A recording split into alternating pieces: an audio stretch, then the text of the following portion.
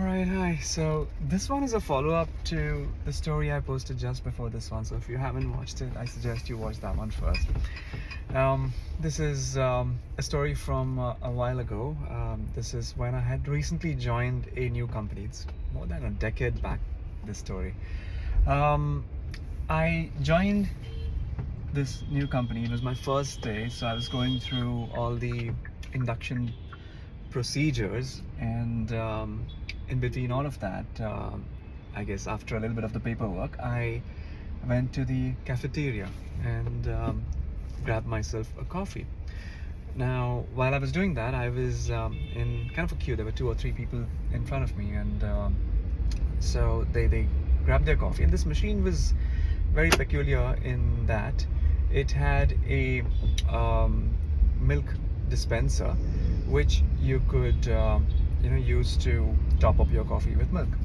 And the size of the cup and the amount of milk that would be dispensed at one shot wasn't in sync. So what would happen is, if you press the button once, it would dispense about 2/3 the quantity of milk for the cup that was provided. So what I saw the people in front of me doing was, they would press the button, and they would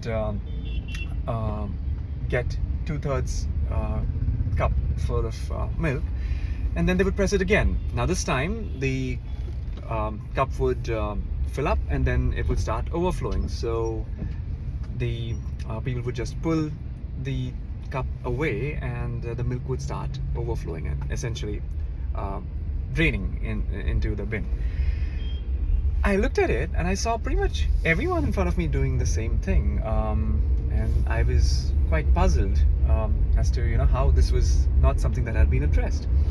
So I went there and I looked at the machine. I played around with it a little bit, and I realized that the milk dispensing button was essentially a toggle.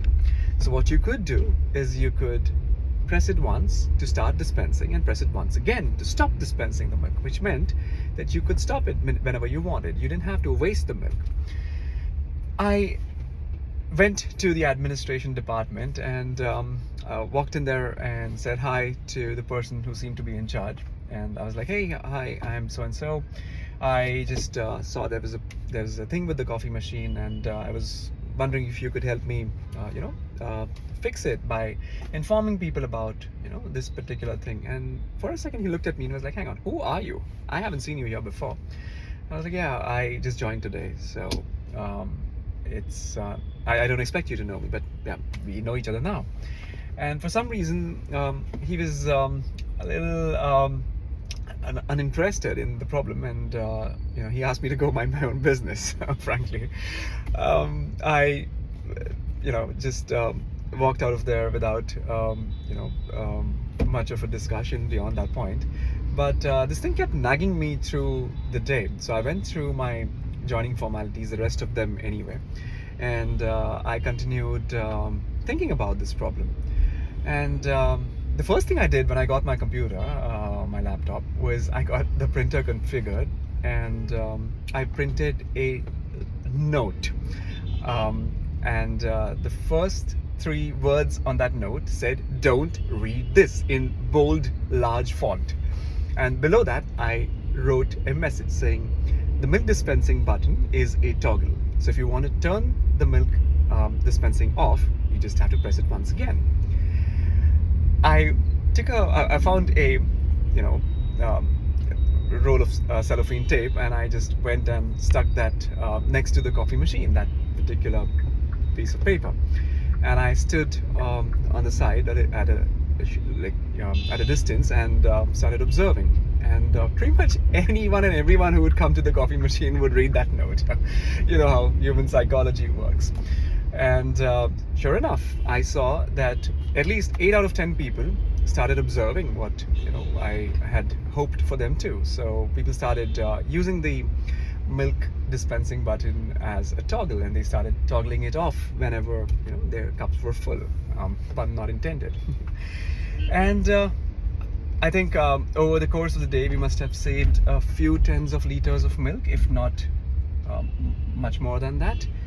And yeah, we made a difference to the world in some way, because we do have limited resources, don't we? And it's for all of us.